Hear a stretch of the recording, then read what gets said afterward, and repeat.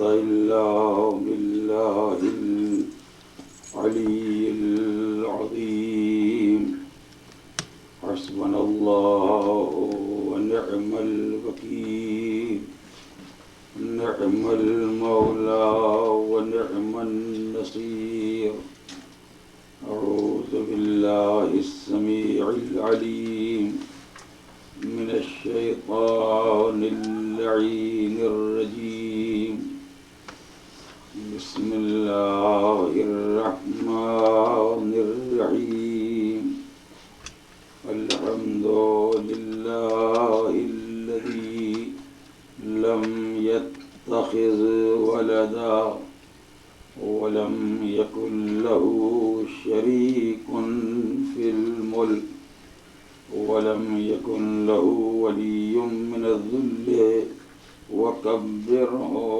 تكبيرا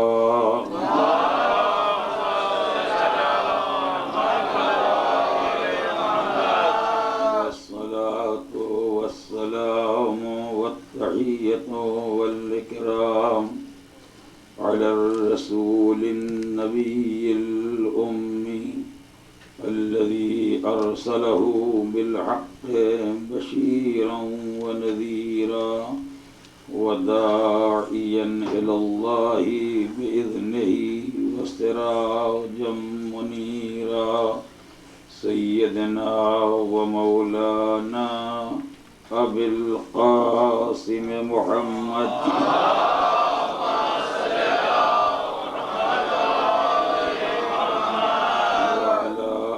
بيته الطيبين الطاهرين الغر الميامين المعصومين الذين أذهب الله عنهم الرجس وطهرهم تطهيرا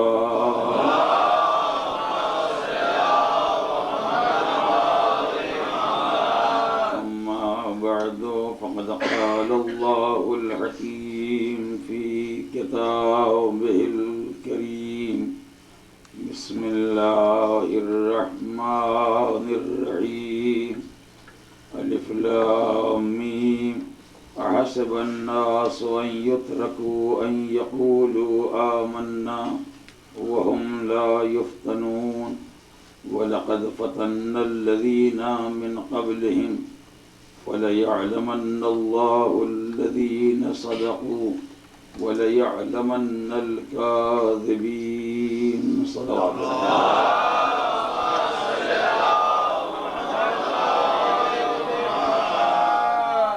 الف لام میم۔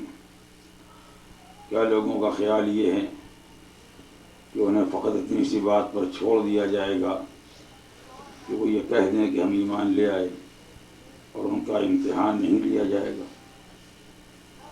ایسا ہرگز نہیں ہے، ہم نے ان سے پہلے والوں کو بھی آزمایا ہے، اور اللہ یہ دیکھنا چاہتا ہے کہ وہ کون سے افراد ہیں جو اپنے دعویٰ ایمان میں سچے ہیں، اور کن لوگوں کا دعویٰ ایمان فقط زبانی ہے اور اس کی کوئی حقیقت نہیں ہے۔ آیات کریمہ کے ذیل میں جو سلسلہ کلام اس سے پہلے آپ کے سامنے پیش کیا گیا، اور جو دوسرا سلسلہ آئندہ آپ کے سامنے پیش کیا جائے گا، ان تمام مجالس کا ایک ہی بنیادی موضوع ہے ایمان اور امتحان۔ آج چونکہ روز اربعین ہے، اس لیے صرف اتنا گزارش کرنا ہے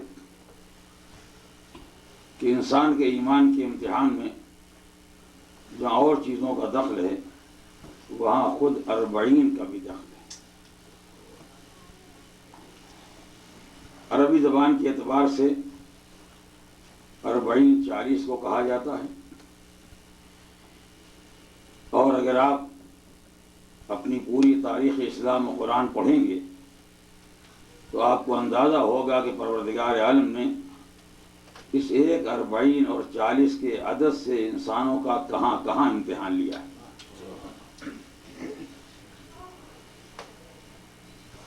حد یہ ہے کہ قرآن مجید نے اس پوری داستان کو ہمارے سامنے پیش کیا ہے، جو یہ قوم کا امتحان فقط اسی 40 سے لیا گیا ہے۔ ہم نے موسیٰ سے 30 دن کا 30 راتوں کا وعدہ لیا، اور موسیٰ مناجات کے لیے کوہ طور پر آئے تو ہم نے اس 30 دن میں 10 دن کا اور اضافہ کر دیا۔ فَتَمَّ مِيقَاتُ رَبِّهِ 40 لَيْلَةً، اللہ کا وعدہ جو 30 دن کا تھا وہ 40 دن کا ہو گیا، اور یہ 10 دن کا اضافہ اسی لیے ہوا تھا کہ قوم کو 30 سے نہیں آزمایا جا سکتا، قوم کو 40 سے آزمایا جائے۔ جناب موسیٰ کا 30 دن تک غائب رہنا وہ قوم کے لیے اتنا مشکل مسئلہ نہیں تھا جتنا مشکل مسئلہ ہو گیا جناب موسیٰ کا 10 دن اور غائب ہونا، یعنی 30 کا 40 بن جانا۔ سامری نے اسی موقع کو غنیمت سمجھا اور قوم کے درمیان لوگوں کے زیورات کو جمع کر کے ایک گوشالہ گائے کا بچہ بنایا، اور کسی خدائی نمائندے کی خاک قدم کو اس کے منہ میں ڈال دیا، اور اس کے منہ سے دہن سے آواز نکلنے لگی۔ اخرج لهم عجلا جسدا له خوار، ایسا ڈھانچہ بنا کے لایا، ایسا مجسمہ بنا کے لایا جس سے آواز نکل رہی تھی، اور اللہ کی قوم کے سامنے رکھا، ھذا الہکم و الہ موسیٰ، لوگوں یہی تمہارا خدا ہے اور یہی موسیٰ کا بھی خدا ہے۔ یعنی اتنے دنوں سے موسیٰ خدا کا کلمہ پڑھوا رہے تھے اور تم لوگوں کو خالی ترکیب بتا رہے تھے، یہ خدا ہے، یہ خدا ہے، یہ خدا ہے، اور یوں ہی مانتے رہو۔ یہ میرا احسان ہے تم پر کہ جس خدا کا موسیٰ نے پتہ بتایا تھا اور آج تک دکھلایا نہیں، وہ خدا میں نے تمہارے سامنے لا کے کھڑا کر دیا۔ دیکھ لو، یہی خدا ہے جس کی موسیٰ دعوت دے رہے تھے، اور یہی خدا ہے جو میں تمہارے سامنے لے کے آیا۔ اگر خدا بنانے کی چیز ہے تو میرا احسان یہ ہے کہ موسیٰ نے نہیں بنایا، میں نے بنا دیا، اور اگر خدا سامنے لانے کی چیز ہے تو میرا احسان یہ ہے کہ موسیٰ نہ دکھلا سکے اور میں نے خدا کو تمہارے سامنے لا کے رکھ دیا۔ قوم گمراہ ہو گئی۔ جناب ہارون سمجھاتے رہے، کیا غضب ہے یہ خدا نہیں ہے، اب یہ تمہارے سامنے بنایا گیا ہے، اور خالی ایک آدمی کہیں سے بنا کے لایا ہوتا اور لوگ دھوکہ کھا جاتے، تمہارے ہی زیورات ہیں، تمہارا ہی سامان ہے، تمہارے ہی سامنے گلایا گیا، پگھلایا گیا، بنایا گیا، اتنی عقل تو استعمال کرو کہ تمہارا بنایا ہوا خدا کیسے ہوگا؟ مگر کوئی ماننے کے لیے تیار نہیں ہے، اور بالآخر قوم گمراہ ہو گئی، یہاں تک کہ جناب موسیٰ جب کوہ طور سے پلٹ کے آئے، دیکھا نقشہ ہی بدل گیا اور لوگ گمراہ ہو گئے۔ جناب موسیٰ نے ہارون سے پوچھا، ہارون یہ کیا ہو گیا، یہ قوم کیسے بہہ گئی؟ کہ بھائی میں کیا کرتا ہوں، میں لوگوں کو سمجھاتا رہا، میں لوگوں کو بتاتا رہا، نہ یہ خدا ہے نہ خدا بننے کے لائق ہے، مگر کوئی میرے سننے کے لیے تیار نہیں تھا، اور میں کوئی ایسا مقابلہ نہیں کرنا چاہتا تھا کہ بعد میں سارا الزام مجھ پر آ جائے کہ قوم میں جھگڑا ہو گیا، قوم میں اختلاف ہو گیا، اور میرا 10 دن انتظار بھی نہیں کیا۔ اب آپ تشریف لے آئے ہیں، آپ فیصلہ کیے کیا ہونے والا ہے۔ جناب موسیٰ نے حکم پروردگار سے فیصلہ کیا اور لوگوں کو سمجھایا، جب نہ مانے تو اس کا آسان راستہ یہ ہے کہ جیسے گلا کے بنایا گیا ویسے جلا کے ختم کر دیا جائے، تاکہ یہ خدائی ختم ہو جائے، اس کا سلسلہ میں رہ جائے۔ یہ پوری داستان ہے جو قرآن مجید نے بیان کی ہے، اور یہ سارا امتحان تھا جو یہودی قوم کا لیا گیا، جس کو قوم موسیٰ کہا جاتا ہے، فقط اس لیے کہ موسیٰ 40 دن تک قوم کی نگاہوں سے غائب رہے۔ لیکن عزیزوں، میں چاہتا ہوں اس نقطے پر آپ غور کریں، کیا کہ قوم کے بہکنے کی وجہ کیا تھی؟ موسیٰ بھی خدا منوا رہے تھے، سامری بھی خدا ہی تو کہہ رہا تھا، تو یہ قوم کیوں بہک گئی؟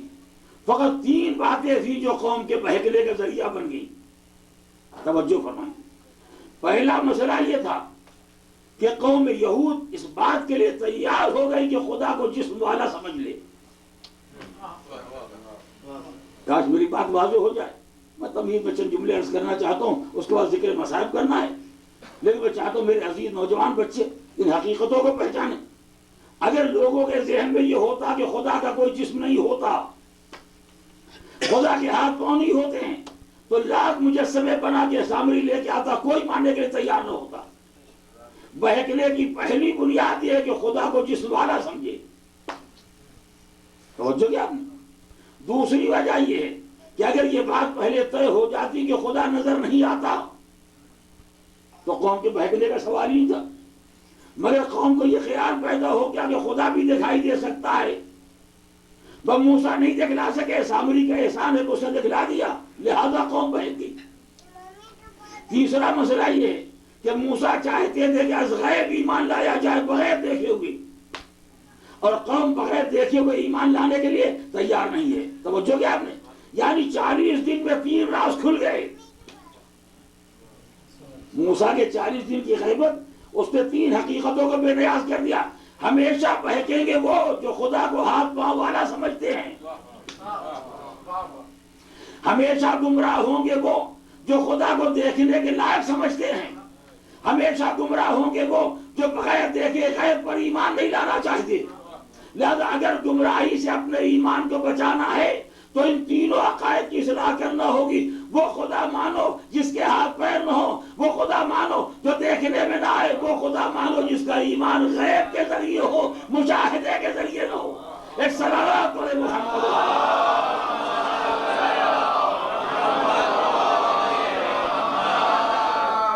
آج اگر سارے عالم اسلام میں کوئی فرق ذات واجب میں پایا جاتا ہے اور مسلمانوں کے عقیدے میں کو اگر تفرقہ پایا جاتا ہے تو اس تفرقے کی یہی بنیادیں ہیں۔ مذہب آل محمد نے اس خدا کا پتہ دیا جس کے پاس کوئی جسم نہیں ہے، نہ جمعرات میں نہ جمعے میں۔ وہ جسم جسمانیات سے الگ ہے، نہ وہ جمعرات کو اتر کے آتا ہے نہ جمعے کو۔ غور کیا آپ نے؟ یہ مذہب اہل بیت ہے کہ جہاں یہ طے ہو گیا کہ خدا کے پاس کوئی جسم نہیں ہے، خدا کوئی مادہ نہیں ہے، خدا کے ہاتھ پاؤں نہیں ہے۔ دنیا والوں نے سوچا کہ خدا بھی ویسے ہی ہوتا ہے جیسے بندے ہوتے ہیں۔ مذہب آل محمد کا سارا زور اس بات پر ہے کہ خدا نظر نہیں آ سکتا، نہ یہاں نہ وہاں۔ باقی مسلمانوں کا خیال ہے کہ باہر دکھائی دے گا، چاہے یہاں چاہے وہاں۔ غور کیا آپ نے؟ مذہب آل محمد کا سارا زور اس بات پر ہے کہ ایمان غیب پر لاؤ، دیکھنے کی کوئی شرط نہیں ہے۔ لوگوں کا خیال یہ کہ غیب پر ایمان ہو ہی نہیں سکتا ہے۔ توجہ کیا آپ نے؟ یعنی سارا زور مذہب آل محمد کو ان حقیقتوں پر ہے کہ جن کو نہ پہچاننے کی بنا پر قوم موسیٰ گمراہ ہو گئی۔ ورنہ اگر انہی حقیقتوں کو مان لیا ہوتا تو گمراہ ہونے کی کوئی وجہ نہیں تھی۔ فقط انہی حقائق کو نہ مانا، قوم گمراہ ہو گئی۔ توجہ کیا آپ نے؟ تو مجھے ایک لفظ کہنا ہے، تو یہودیوں کی گمراہی کی 3 بنیادیں تھیں۔ یا اس لیے گمراہ ہو گئے کہ خدا کو جسم والا مانا، یا اس لیے گمراہ ہو گئے کہ خدا کو دیکھنے کے قابل مانا، یا اس لیے گمراہ ہو گئے کہ بغیر دیکھے غیب پر ایمان نہیں لانا چاہتے تھے۔ توجہ کریں، تو اگر گمراہی کی بنیاد یہودیت کی یہی بنیادیں ہیں تو اس کا مطلب یہ ہے کہ جہاں جہاں یہ عقیدے پائے جائیں اسے تو یہودیت کی شاخ کہا بھی جا سکتا ہے۔ جہاں یہ تینوں عقیدے باطل ہو جائے وہ یہودیت کی شاخ کیسے ہو جائیں گے؟ ایک صلوات پڑھے محمد۔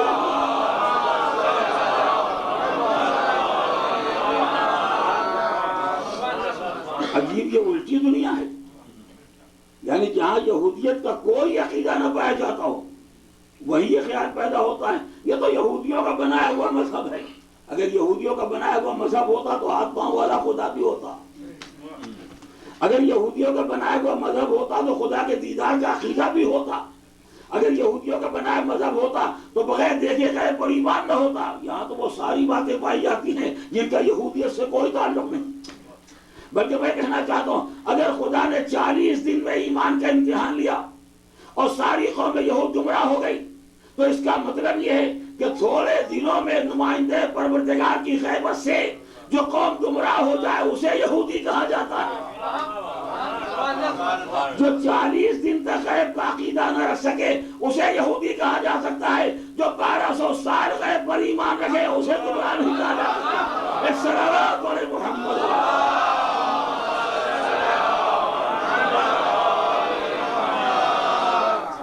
ایمان بالغیب اصل ایمان ہے، اصل عقیدہ ہے، یا انسان کی عقل کام کرتی ہے، خالی آنکھیں کام نہیں کرتی۔ اور جہاں تنہا آنکھوں سے کام لیا جاتا ہے، عقل کو معطل کر دیا جاتا ہے، وہ اور عقیدہ ہوگا، وہ کوئی اور دین و مذہب ہوگا۔ یہ پہلا موقع تھا جہاں پروردگار عالم نے اسی 40-40 کے ذریعے قوم کے ایمان کا امتحان لے لیا۔ اس کے بعد آئیے آل محمد کی روایات کو دیکھیں۔ یا یہ اعلان کیا گیا کہ جیسے کل کی تاریخ میں 40 دنوں کی اہمیت تھی، ویسے انسان کی زندگی میں 40 سال کی اہمیت ہے۔ یعنی پروردگار عالم حقیقتاً انسان کے امتحان کو آزماتا ہے 40 سال تک۔ یہی دور ہوتا ہے آزمائش کا، یہی زمانہ ہوتا ہے امتحان کا، جس کو جوانی کا دور کہا جاتا ہے۔ یہی دور ہوتا ہے امتحان کا جب 40 سال کے ہو گئے، اب تو اس منزل پہ آگے وہ دفتر رجسٹر بند کر دیا جائے، اس لیے کہ معلوم ہے ابھی تو آئیں گے راستے پر، جو راستے پر آنے کا دن ہونا چاہیے تھا، جس راستے پر آنا چاہیے تھا اس وقت نہیں آئے۔ اب تو ہماری حجت تمام ہو گئی۔ اسی لیے پروردگار عالم نے جب انسان کا ذکر کیا، وہ انسان جو واقعہ انسان کہے جانے کے قابل تھا، تو مالک نے کہا یہ انسان وہ ہے کہ حتی اذا بلغ اشدہ وبلغ 40 سنہ، جس انسان کی ہم تعریف کر رہے ہیں وہ انسان وہ ہے جو 40 سال کی عمر تک پہنچنے کے بعد خدا کی بارگاہ میں دعا کرتا ہے، پروردگار اوزعنی ان اشکر نعمتک التی انعمت علی وعلی والدی، خدایا مجھے توفیق دے کہ میں اس نعمت کا شکریہ ادا کروں جو تو نے مجھے دی ہے اور میرے ماں باپ کو دی۔ یعنی اس منزل پر آنے کے بعد جب قوا مضبوط ہو جائے، طاقتیں مضبوط ہو جائیں اور انسان کی طاقت آخری مرحلے پر پہنچ جائے اور انسان کو شکر پروردگار کا خیال پیدا ہو جائے، یہی اس کے ایمان کی کامیابی۔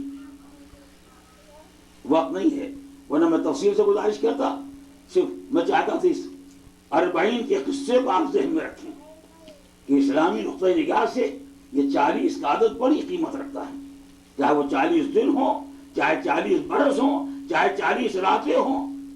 اور یہ وجہ ہے کہ روایات میں اگر ثواب دیکھیں گے تو بار بار یہ لفظ سامنے آتا ہے، پروردگار عالم 40 حج کا ثواب دے گا، 40 عمرے کا ثواب دے گا، 40 یہ عطا کرے گا، 40 وہ عطا کرے گا۔ یعنی اسلام میں اس عدد کی بہرحال ایک اہمیت ہے، اور وہ کیا اہمیت ہے وہ تو ساری روایتوں کو جب آپ پڑھیں گے تو آپ کو اندازہ ہوگا۔ تو میرا بندہ جس کو میں انسان کہہ کے قابل تعریف قرار دیتا ہوں، جب وہ 40 سال کا ہو گیا تو خدا کی بارگاہ میں دعا کر رہا ہے، مالک مجھے توفیق دے کہ میں تیری نعمتوں کا شکریہ ادا کروں۔ اتنے دنوں تک انسان نعمت پروردگار سے فائدہ اٹھاتا رہا، لیکن یہ احساس پیدا ہو جائے کہ نعمت لی ہے تو شکریہ ادا کرنا چاہیے۔ مگر شکریہ کیسے ادا ہوگا؟ سب سے بڑا مسئلہ ہماری زندگی کا یہی ہے، سبھی چاہتے ہیں کہ خدا نے نعمت دی شکریہ ادا کریں، یا سبھی کا خیال یہ ہے کہ ہم نعمت خدا کا شکریہ ادا کرتے ہیں، مگر ابھی یہی نہیں طے ہوا ہے کہ شکریہ کہتے کس کو۔ اب چونکہ دل مناسبت نہیں رکھتا ہے، ورنہ میں عرض کرتا کہ نعمت خدا کا شکریہ کیسے کیسے ادا کیا جاتا ہے۔ کہ بندگان خدا جن کا خیال یہ ہے کہ وہ صاحب ایمان ہیں، بلکہ شاید کہ اپنے خیال میں مومن کامل ہو، وہ خدا کی نعمت کا شکریہ بھی خدا کے معصیت سے ادا کرتے ہیں۔ یعنی جب خدا کوئی نعمت دے اور بندہ اس نعمت کے ذریعے کوئی گناہ کرے تو اس گناہ کو بھی شکر نعمت سمجھتا ہے۔ جب چاہے آپ حالات دیکھ لیں آپ کو اندازہ ہو جائے گا کہ ایسے نالائق بھی دنیا میں پائے جاتے ہیں کہ جو اللہ کی معصیت اور نافرمانی ہی کو خدا کی نعمت کا شکریہ سمجھتے ہیں۔ ایک عرصے کے بعد پروردگار نے اولاد دے دی، پھر دیکھیے کیا کیا تماشے ہوتے ہیں۔ ایک مدت کے بعد لڑکی اور لڑکے کی شادی ہو گئی، پھر دیکھیے کیا کیا ہوتا ہے۔ یہ سب نعمت خدا کے شکریہ ہیں۔ جتنا حرام حلال جائز ناجائز ایک ہو جائے، مکس گیدرنگ سے لے کے اور ناچ گانے تک، سب کا نام ہے شکر خدا۔ غور کیا آپ نے؟ اسی لیے پروردگار عالم نے جب انسان کی تعریف کی تو کہا یہ انسان وہ جو خدا کی بارگاہ میں یہ گزارش کرتا، مالک مجھے توفیق دے کہ میں تیری نعمت کو شکریہ ادا کروں، مگر یہ کہتا وان عمل صالحا ترضا، اور شکریہ کا مطلب یہ ہے کہ میں وہ نیک عمل کروں جس سے تو راضی ہو جائے۔ غور کیا آپ نے؟ یعنی خدا کو ناراض کرنا شکریہ نہیں ہے، برے اعمال بدعملی نالائقی اور شکریہ نہیں ہے، وہ نیک عمل جس سے خدا راضی ہو جائے اس کا نام ہے شکر پروردگار۔ لہذا انسان کو منزل شکر میں قدم رکھنے سے پہلے یہ دیکھنا ہوگا کہ جو کام شکریہ کے طور پر انجام دینا چاہتا ہے یہ رضا خدا کے ذریعہ ہے یا نہیں۔ اگر رضا خدا کا ذریعہ ہے تو یہی ہے شکر نعمت پروردگار، اور اگر رضا خدا کا ذریعہ نہیں ہے تو اس کے معنی یہ ہیں کہ انسان کفران نعمت کر رہا ہے، شکر نعمت ادا نہیں کر رہا ہے۔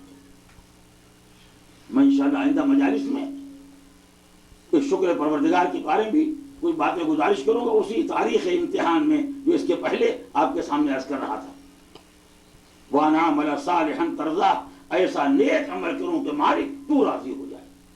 تو بندہ جب مقام شکر میں آئے تو اس کی پہلی فکر ہوتی ہے کہ ادھر عمل ہو صالح، ادھر رضا پروردگار ہو۔ ان دو لفظوں کو ذہن میں رکھیں گے اور میں بیان کو آخری منزل تک لے آیا۔ یعنی بندہ یہ چاہتا ہے نیک عمل کرے، اور نیک عمل ایسا کرے کہ خدا راضی ہو جائے۔ شکریہ کی دو بنیادیں ہیں، عمل نیک ہو اور باعث رضا پروردگار۔ اگر عمل ہی ٹھیک نہیں ہے تو خدا کے راضی ہونے کا کوئی سوال نہیں پیدا ہوتا، اور اگر عمل بظاہر صالح اور نیک اور ٹھیک ہے لیکن نیت میں فرق پیدا ہو گیا تو پروردگار عالم اس نیک عمل سے بھی راضی نہیں ہوگا۔ اس نقطے کو بھی آپ ذہن میں رکھیے گا۔ خالی عمل کی شکل کا اچھا ہونا کافی نہیں ہے۔ نمازی تو پڑھ رہے ہیں، روزہ ہی تو رکھ رہے ہیں، قصیدہ ہی تو پڑھ رہے ہیں، قرآن ہی کی تلاوت تو کر رہے ہیں، فقیروں میں پیسہ ہی تو بانٹ رہے ہیں، سب کچھ کر رہے ہیں، مگر یہ عمل رضا خدا کا سبب نہ بنے گا جب تک دل کے اندر نیت میں اخلاص نہ ہو۔ اور اخلاص بھی اتنی بڑی دولت ہے جس کے بارے میں ایک نہیں ایک درجن روایتیں ہیں۔ شیعہ سنی دونوں حدیثوں میں یہ بات پائی جاتی ہے کہ جہاں سرکار دو عالم نے اس حقیقت کے اعلان کہ من اخلص للہ 40 صباحا، پھر وہی 40۔ اگر کوئی 40 دن اللہ کے ساتھ مخلصانہ زندگی گزار دے، 40 دن ایسی زندگی گزار دے جو خالص اللہ کے لیے ہو، بندہ مخلص ہے خدا کا، جہاں کوئی غیر خدا شامل نہ ہونے پائے، فجر اللہ ینابیع الحکمہ من لسانہ یا من قلبہ، پروردگار عالم اس کے زبان سے اس کے دل سے حکمت کے چشمے جاری کر دے گا۔ جو بات کہے گا وہی حرف حکمت ہے، جو بات کہے گا وہی حکیمانہ کلام ہوگا۔ اگر 40 دن تک پروردگار کے ساتھ ایسی مخلصانہ زندگی گزار دے کہ جہاں غیر خدا شامل نہ ہونے پائے، بہترین امتحان ہے انسان کے خلوص کا۔ ضرورت ہی نہیں ہے کہنے کی کہ میرا ہر عمل مخلصانہ ہے، باقی سب ریاکار ہیں۔ ضرورت ہی نہیں بتانے کی کہ سب کے عمل میں خرابی، میرا عمل اللہ کے لیے۔ بہترین بات یہ ہے کہ ہر آدمی اپنی زبان کا جائزہ لے لے۔ آپ متوجہ ہیں؟ ہر آدمی اپنی زبان سے نکلنے والے کلمات کا جائزہ لے لے۔ اگر صبح سے شام تک 24 گھنٹے فقط حکمت زبان پر آئے، اس کا مطلب یہ ہے کہ اس نے خدا کے ساتھ مخلصانہ دن گزارے ہیں۔ اس کے معنی ہے کہ اس کے دل میں اخلاص پایا جاتا ہے، اس نے وہ منزلیں طے کر لی ہیں کہ جن کے بعد انسان کی زبان سے حکمت کے چشمے جاری ہوتے ہیں۔ لیکن اگر زبان پر حرف غیبت آ جائے، غیبت تو کوئی حکمت نہیں۔ اگر زبان پر تہمت اور الزام آ جائے، تہمت اور الزام تو کوئی حکمت نہیں ہے۔ اگر زبان پر فحش اور ناسزا اور ناروا کلمہ آ جائے، وہ تو کوئی حکمت نہیں ہے۔ اگر زبان پر کوئی جھوٹ آ جائے، وہ تو کوئی حرف حکمت نہیں ہے۔ اگر زبان پر دنیا داری کی بات آ جائے، وہ تو کوئی حرف حکمت نہیں ہے۔ اگر ایک حرف بھی زبان پر حکمت الہی کے خلاف آ جائے، یہ علامت ہے کہ اس نے کوئی نہ کوئی لمحہ غیر خدا کے ساتھ گزارا ہے۔ اللہ، کیا سخت امتحان ہے ایمان انسانی کا، کیا سخت منزل ہے جس سے انسان کو گزرنا ہے۔ اور اخلاص کا امتحان 40 دن کے خلوص سے۔ ہم تو سمجھتے ہیں کہ زندگی میں ایک دن ایسا گزر جائے کہ 24 گھنٹے ہم خدا کے ساتھ رہیں۔ خدا کے ساتھ رہنے کے معنی کہ مصلی پہ بیٹھے رہیں، خدا کے ساتھ رہنے کے معنی یہ نہیں کہ مسجد میں اعتکاف کریں۔ دل، دماغ، زبان، اعضاء، جوارے، ہاتھ، پاؤں، ناک، آنکھ، کان، سب بالکل خدا کے لیے۔ ایک عمل بھی رضا خدا کے خلاف نہ ہونے پائے، گویا بندہ خدا کے ساتھ۔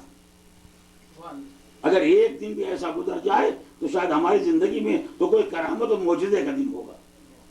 40 دن تو بہت بڑی بات ہے، اور اسی لیے پروردگار نے وعدہ کیا کہ 40 دن ایسے گزار لو کہ ہمارے رہو کسی اور کے نہ ہو جاؤ، تو ہم تمہاری زبان سے حکمت کے چشمے جاری کر دیں گے۔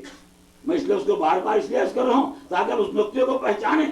اگر 40 دن تک پروردگار عالم کا بندے مخلص رہنے کا اثر یہ ہوتا ہے سرکار دو عالم کے ارشاد کے مطابق کہ بندے کی زبان سے حکمت کے چشمے جاری ہو جاتے ہیں تو جس کی ساری زندگی خدا کے ساتھ رہی ہو، جس کی زندگی کی ایک ایک سانس ایک ایک لمحہ خدا کے ساتھ رہو، وہ جو لفظ کہہ دے گا وہی حرف حکمت ہوگا، وہ جو بیان دے گا وہ بیان حکمت ہوگا۔ اگر اس کا سارا کلام نہج بلاغت ہو جائے تو وہ حیرت کی بات نہیں ہے۔ اس صلوات پر محمد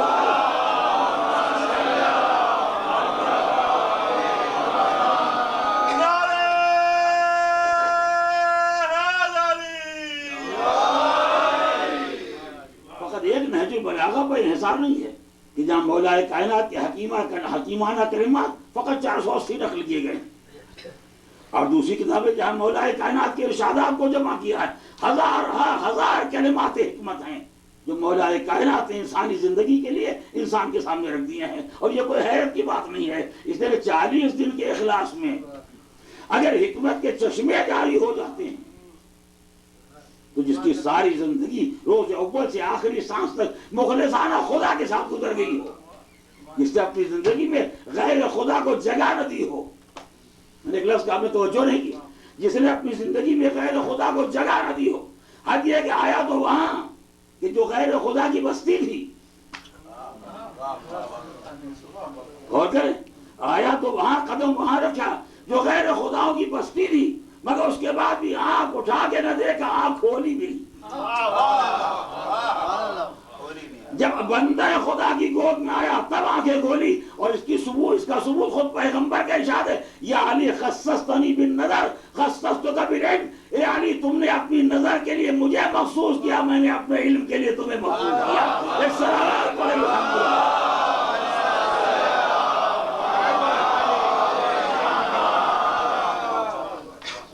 ظاہر ہے کہ جس کو سرکار دو عالم نے اپنے علم کے لیے مخصوص کیا، جس کو مدینہ علم نے اپنا دروازہ بنا دیا، اس سے کلمات حکمت سامنے نہیں آئیں گے تو اور کیا سامنے آئے گا؟ پروردگار عالم کے ساتھ مخلصانہ زندگی گزارنا اس کے بڑے فوائد ہیں۔ عزیزان محترم، بس میں بات کو تمام کرتے ہوئے ایک جملہ اور کہنا چاہتا ہوں۔ 40 دن اخلاص کے ساتھ اگر زندگی گزار لے انسان تو پروردگار عالم اس کے دل و زبان سے حکمت کے چشمے جاری کر دیتا ہے۔ یعنی انسان واقعاً اگر چاہتا ہے کہ اس کی زبان، اس کا دل مرکز حکمت بن جائے، تو اس کا ایک ہی ذریعہ ہے کہ انسان کی زندگی مخلصانہ ہو، اللہ کا ہے تو اللہ ہی کا رہے، نہ غیر خدا کا ہے نہ غیر خدا کے لیے زندگی گزارے۔ یہ اور بات ہے، یہ باتیں سوچنے میں بہت آسان ہیں، منزل عمل میں بہت مشکل۔ اور جب انسان ایسا ہو جاتا ہے تو ہر آن اسے فکر ہے خدایا ایسا عمل صالح ہو جس سے تو راضی ہو جائے۔ رضا خدا کے لیے بندے کو کون کون سے اعمال انجام دینا پڑتے ہیں، یہ کوئی معمولی کام نہیں ہے۔ ہم تو سمجھتے ہیں کہ شاید خدا چند رکعت نمازی سے اس کی رضا کو ہم خرید لیں گے، چند روزوں سے خریدیں گے، چند اعمال صالحہ سے خریدیں گے، مگر وہ بندہ جو حقیقت رضا پروردگار کو پہچانتا ہے، وہ جانتا ہے کہ رضا خدا کے حصول کے لیے کتنی بڑی قربانی دینا پڑتی ہے۔ اور تاریخ میں ہم نے 2 منظر دیکھ لیے۔ ایک منظر دیکھا جب باپ رضا خدا کا سودا کر رہا تھا، وَمِنَ النَّاسِ مَن يَشْرِي نَفْسَهُ ابْتِغَاءَ مَرْضَاتِ اللَّهِ، ایسے انسان بھی ہیں جو نفس کو بیچ جاتے ہیں رضا خدا کے لیے۔ یہ رضا خدا 2 اعمال سے، 4 رکعتوں سے، 2 سجدوں سے نہیں، جب اپنا نفس راہ خدا میں قربان کر دیا جاتا ہے تب پروردگار عالم کی رضا واقعاً حاصل ہوتی ہے۔ یہ کردار باپ کا تھا جو ہجرت کی رات بستر پیغمبر پر اپنی جان راہ خدا پہ قربان کر کے رضا الہی حاصل کر رہا تھا۔ وہاں تو ایک زندگی تھی، ایک جان تھی جو بستر پیغمبر پر مالک کی بارگاہ میں اس لیے پیش کی گئی کہ رضا خدا حاصل کرنا ہے۔ اس کے بعد دوسرا منظر دیکھا کہ جہاں اسی باپ کا بیٹا ایک نہیں بھرے گھر کی قربانی دے رہا ہے اسی رضا پروردگار کے لیے، اور ایسی قربانی کہ جب ساری قربانیاں منزل اتمام تک پہنچ گئی تو آواز ارجع الی ربک راضیۃ مرضیہ، اے میرے بندے اب پلٹ اپنے مالک کی بارگاہ میں، تو ہم سے راضی ہے، ہم تجھ سے راضی ہیں۔ اللہ رضا الہی کے لیے جتنی بڑی قربانی فرزند رسول الثقلین امام حسین نے دی ہے، تاریخ بشریت میں نہ کوئی ایسی مثال پیدا ہوئی اور نہ ایسی کوئی مثال پیدا ہونے والی ہے کہ بندہ رضا خدا کی راہ میں جب قدم آگے بڑھائے تو سارا گھر قربان کر دیا۔ عمل صالحا ترضا، مالک ایسا عمل صالح کرنا چاہتا ہوں جس سے تو راضی ہو۔ صبح سے راہ خدا میں قربانیاں دی جا رہی ہیں، چاہنے والے قربان ہو گئے، اصحاب و انصار قربان ہو گئے، ظہر کا ہنگام آیا، جو بچے ہوئے اصحاب تھے وہ بھی کام آ گئے، اس کے بعد بنی ہاشم کی باری آئی، دل کے ٹکڑے قربان ہو رہے ہیں، گود کے پالے قربان ہو رہے ہیں، اور جو دولت بھی حسین کے پاس ہے ہر دولت راہ خدا میں قربان ہو رہی ہے۔ بس ارباب اعصاب، میں اپنے بیان کو آخری مرحلے تک لے آیا۔ ایک ایک دولت حسین راہ خدا میں قربان کر رہے ہیں، یہاں تک کہ روایت کا فقرہ ہے جب کوئی نہ رہ گیا سب راہ خدا میں قربان ہو گئے، بھائی بھی کام آ گئے، بیٹے بھی کام آ گئے، بھتیجے بھی کام آ گئے، راہ خدا میں چاہنے والے کام آ گئے۔ جب سب قربان ہو چکے اب حسین خیمے سے برآمد ہو رہے اور اس شان سے برآمد ہو رہے ہیں کہ کوئی ایسا نہیں ہے جسے سجا کے میدان میں بھیجے، کوئی ایسا نہیں ہے جس کو گھوڑے پر بٹھا کے میدان میں بھیجے، کوئی ایسا نہیں ہے جس کی کمر سے تلوار لگا کے میدان میں بھیجے۔ اب ایک ہی سپاہی رہ گیا جس کو حسین اپنے ہاتھوں میں لے کے مگر اولاد والو یہ منظر قربانی بھی عجیب منظر قربانی ہے۔ حسین 6 مہینے کے بچے کو لے کے خیمے سے برآمد ہوئے اور روایت کا فقرہ ہے نظر اٹھا کے آسمان کی طرف دیکھا، آواز دی الہی ان کان ھذا یرضیک فخذہ، اے پروردگار اگر تیری رضا اسی میں ہے کہ میرا 6 مہینے کا بچہ بھی قربان ہو جائے تو میں لے کے آ گیا، مالک اسے بھی لے نہیں۔ اجرکم اللہ، خدا آپ کو کسی غم میں نہ لائے سوائے غم آل محمد کے۔ یہ عجب منظر ہے کہ جا حسین اپنے 6 مہینے کے بچے کو راہ رضا میں قربان کرنے کے لیے آئے ہیں، اور یوں قربان کر دیا کہ جب بچے کے گلے پر تیرے سے شعبہ لگا اور بچہ راہ خدا میں قربان ہو گیا، اب حسین آواز دے رہے رضن بقضائے وتسلیما لامرہ، اے مالک میرا یہ بچہ بھی کام آ گیا مگر میں تیری رضا پر راضی ہوں اور تیرے حکم کے سامنے اب بھی میرا سر جھکا ہوا ہے۔ اے ارباب اعضاء اور خصوصیت سے میری بہنیں بیٹیاں توجہ کرے، حسین کے لیے مسئلہ مشکل نہ تھا، حسین کے پہلو میں ایک مرد کا دل ہے، حسین امام وقت ہے، حسین معصوم ہے، حسین کے لیے مسئلہ اتنا مشکل نہیں تھا کہ بچہ ہاتھ پر منقلب ہو جائے اور باپ کے ہاتھ کانپنے نہ پائے، لیکن کوئی اس ماں کے دل سے پوچھے کہ جو در خیمہ پر آ کے آواز دیتی لائیے آقا میرے بچے کو لائیے، اور اب جو حسین نے قبا کا دامن پلٹا تو ماں نے بچے کو خون میں ڈوبا ہوا دیکھا۔ میں انشاءاللہ آئندہ مجلس میں کچھ تفصیلات عرض کروں گا، لیکن ایک فقرہ کہنا چاہتا ہوں۔ اے ارباب اعضاء، کتنا فرق ہے کل اور آج کی تاریخ میں، کتنا فرق ہے قربانیوں کی پرانی تاریخ میں اور کربلا کی تاریخ میں۔ کل وہ عالم تھا کہ اگر خون کا ایک دھبا بھی لباس پر دکھائی دے جائے تو نہ ماں برداشت کر سکے نہ باپ، اور آج ماں ہے جو اپنے بچے کو خون میں ڈوبا ہوا دیکھ رہی ہے، کیسے زندگی میں رباب اس منظر کو بھول جائے، کیسے وہ ماں اس منظر کو بھول جائے کہ بچے کو 3 دن پانی نہ ملے اور پانی کے بدلے تیرے سے شعبہ ملے، گلے کو تیرے سے شعبہ کا نشانہ بنایا جائے۔ یہی وجہ ہے کہ قید شام کی مدت تو تمام ہو گئی مگر رباب کی اپنی مصیبت تمام نہ ہوئی۔ مدینے آنے کے بعد بھی سنتے رہتے آپ، چاہے سب سائے میں بیٹھ جائیں مگر رباب دور میں بیٹھے۔ بی بی چلیے سائے میں بیٹھ جائیے. کہا میں کیسے سائے میں بیٹھوں؟ اپنے وارث کے جنازے کو لاجے کو میں نے دھوپ میں دیکھا.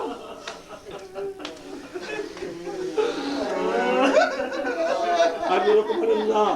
خدا آپ کو کسی غم میں نہ لائے سوائے غم. آج کل تو صبح شام تجربہ ہو رہا ہے. ابھی آپ مجلس کے خاتمے کے بعد نکلے یا پہلے جو حضرات آئے ذرا باہر دیکھا بوندے پڑ رہی, سمجھے گا ذرا اندر آ جائیے, اندر آ جائیے. بوندے پڑ رہی ہے, بارش ہو رہی ہے. ہر آدمی کا مزاج یہی ہوتا ہے, مگر رب آپ کے دل سے کوئی پوچھے. دھوپ میں بیٹھی ہوئی جب پانی برسنے لگا تو شہزادی زینب نے کہا بھابھی اب تو آ جائیے. دیکھیے پانی برس رہا ہے. کیا بی بی ہے کیا فرما رہی؟ ارے پانی ہی تو برس رہا ہے, کوئی تیر تو نہیں برس رہا. ہائے یہ تیروں کا غم. رباب کی زندگی میں والی و وارث کو دیکھا تو تیروں پر لاشا دیکھا, بیٹے کو دیکھا تو گلے پر تیرے سے شعبہ کر لیا.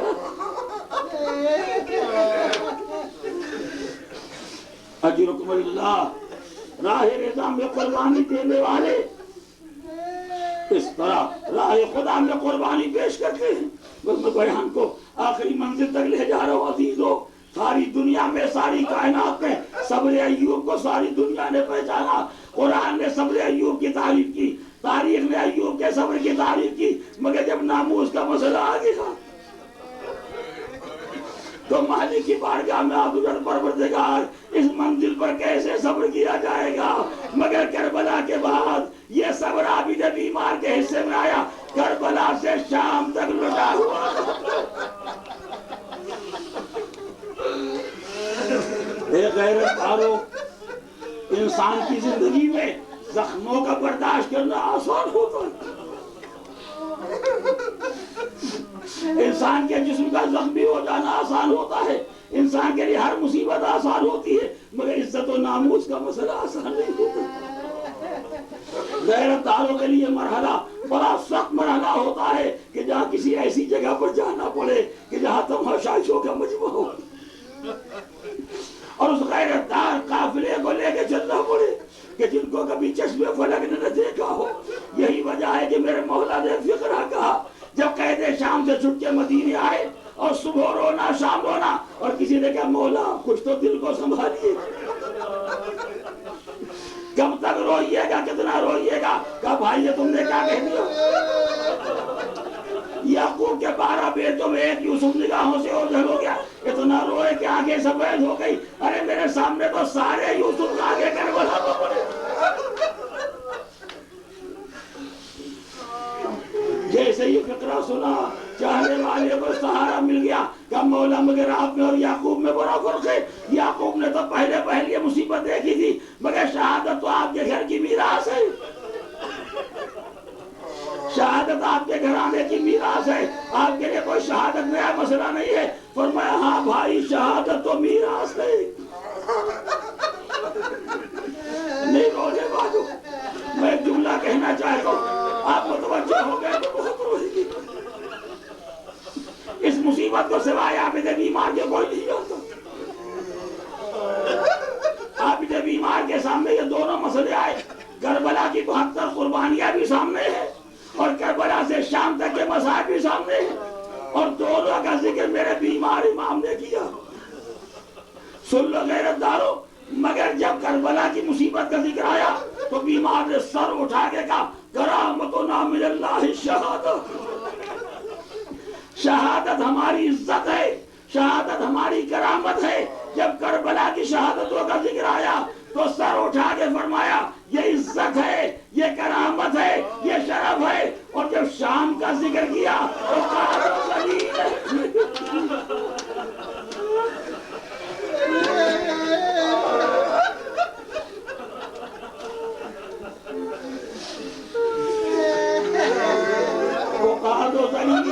میں بڑی ذلت کے ساتھ لایا گیا. وہ امام صابر جس سے کبھی کوئی شکوہ نہ کیا, کوئی فریاد نہ کی, مگر شام کی مصیبت ایسی تھی کہ عابد بیمار نے فقرہ کر میں بڑی ذلت کے ساتھ لایا گیا. جب دربار شام میں آئے یزید کے سامنے تو بیمار نے پھر ایک مرتبہ فقرہ ارشاد فرمایا, اے یزید اتنا تو سوچا ہوتا کہ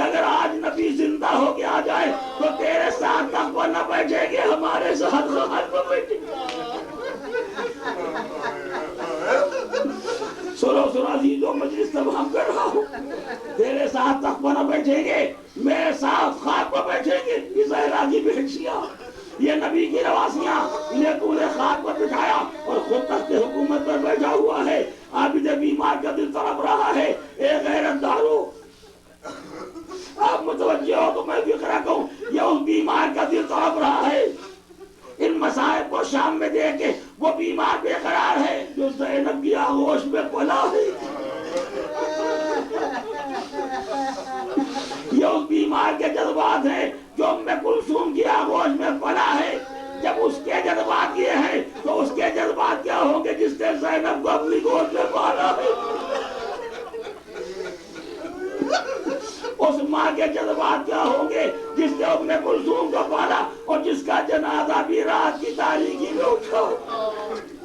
شاید یہی راز تھا کہ اہل حرم قید کی زندگی گزار رہے تھے. داروغ زندان نے کہا عابد بیمار سے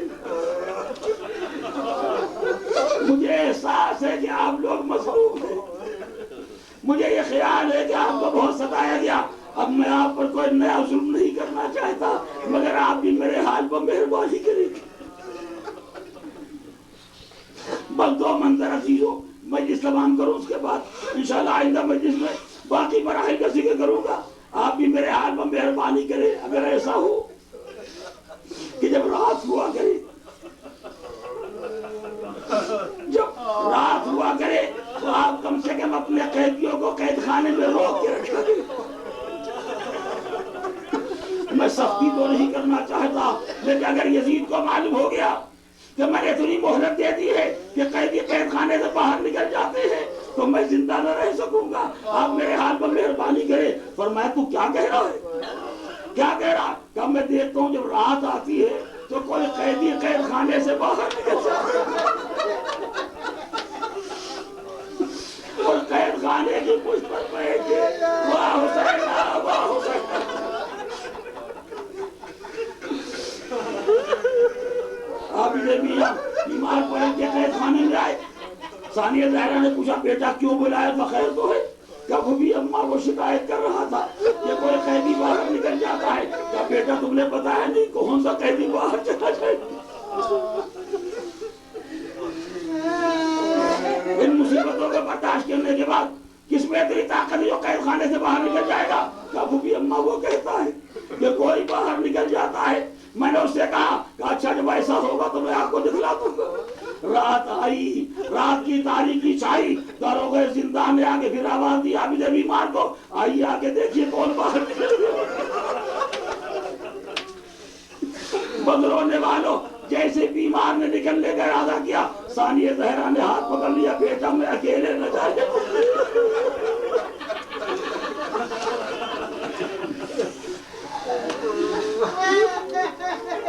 میرے لال میں تنہا نہ جانے دوں گی.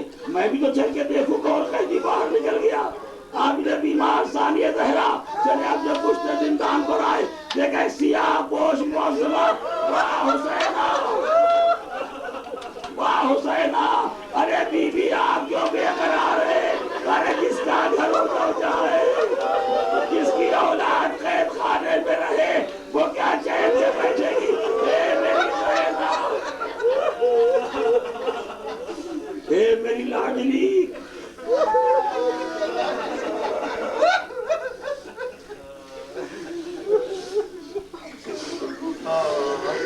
روح زہرا بے قرار ہے. دختران زہرا، اولاد زہرا ایک شام کی مصیبتیں برداشت کر رہے ہیں. ایک دو دن کی بات ہی عزیز و سال اتر گئی. اسی عالم میں اور ظالم یزید کا طریقہ ہے کہ جب کوئی خاص موقع آئے اور دربار آراستہ ہو جائے تو اہل حرم کو پھر لا کے لوگوں کے سامنے کر.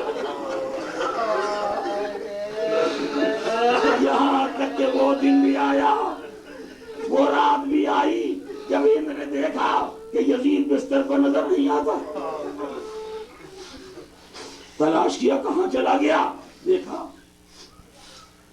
حجرے کے گوشے میں بیٹھا ہوا رو رہا ہے. کہتا مالی ولی حسین، حسین نے میرا کیا بگاڑا، حسین نے میرا کیا بگاڑا تھا؟ کہا یہاں کہاں بیٹھا ہوا ہے؟ آرام کیوں نہیں کرتا تھا؟ کیسے آرام کروں؟ جب بستر پر جا کے لیٹتا ہوں خواب میں آواز آتی رسول اللہ فریاد کر رہے،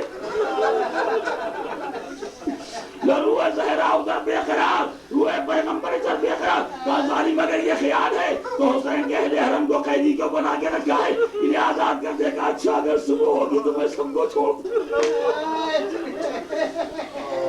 اس لیے کہ اب تو مجھے راتوں کو نیند نہیں آتی ہے، میں بستر پر آرام نہیں کر سکتا، بس عقید و مجلس تمام ہو رہی ہے۔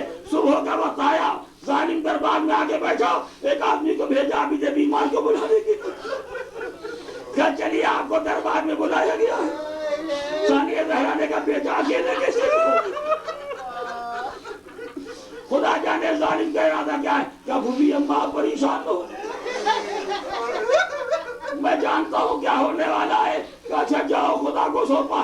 آئے دربار میں، یزید اٹھ کے کہا آئیے آئیے، اللہ جب ماں بہنوں کو لے کے آئے تو تخت پر جگہ نہ دی گئی۔ آج بیمار سے کہا جاتا آئیے بیٹھیے، میں تو یزید کو بلایا، کہ میں نے یہ فیصلہ کیا ہے کہ تمہیں رہا کر دیا جائے، تمہیں قید سے آزاد کر دیا جائے۔ اب بتاؤ کیا ارادہ ہے، کہاں جانا چاہتے ہو؟ کہ تجھے تو معلوم ہے جب سے بابا مارے گئے میں کوئی قدم پھوپھی اماں کے مشورے کے بغیر نہیں اٹھاتا، مجھے پھوپھی اماں سے پوچھ تو لے لیتے۔ پلٹ کے آئے، کیا پھوپھی اماں یزید نے یہ پیغام دیا ہے کہ ہم نے آپ کو آزاد کر دیا، اب کیا کرنا چاہتے، کہاں جانا چاہتے ہیں؟ بس سنو عزیزو، ثانیہ زہرا نے کہا بیٹا جا کے یزید سے کہہ دو جب سے میرا بھیا مارا گیا زینب مر جائے تو رو نہیں سکی، کہہ دو ایک مکان خالی کرا دے، پہلے بہن بھائی کا ماتم کرے گی، اس کے بعد یہاں سے جائے گی۔ جو مکان خالی ہوا، سیدانیہ مکان میں آئی، اب شام کی عورتیں آنے لگی، زینب نے بھائی کا مرثیہ شروع کیا۔ بس آخری جملہ 7 دن تک دیار شام میں مظلوم کا ماتم ہوتا رہا۔ اس کے بعد ثانیہ زہرا نے کہا بیٹا اب جا کے یزید سے کہہ دو کہ ہم وطن جانا چاہتے ہیں، ہمارے جانے کا انتظام کر دے۔ بس آخری فکر عزیز و بیمار نے پیغام پہنچایا، یزید نے انتظام کیا، اب جو ناقے آئے ان پر محملیں بھی ہیں، ہماریاں بھی ہیں، ریشمی پردے پڑے ہوئے ہیں، ناقے لاقے بٹھائے گئے، پھوپھی اماں چلیے سوار ہو جائیے۔ ثانیہ زہرا نے ناقوں کو دیکھا، کہا بیٹا یزید سے کہہ دو میں نہ جاؤں گی، میں نہ جاؤں گی۔ کہا پھوپھی اماں آپ ہی نے تو فرمایا تھا کہ وطن جانا ہے۔ کہا بیٹا مگر دیکھو ریشمی پردے پڑے ہوئے ہیں، ارے جس بہن کا بھائی مارا جاتا ہے کیا وہ ریشمی پردوں میں بیٹھا کرتی ہے؟ تو یہ پردے ہٹاؤ، سیاہ پردے ڈالو تاکہ دیکھنے والے پہچان لے زینب بھائی کو کھونے آ رہی ہے۔ سیاہ پردے ڈالے گئے، بیویاں محفلوں میں سوار ہوئی، کہا ٹھہرو ایک لمحے کے لیے میں بھی آتی ہوں۔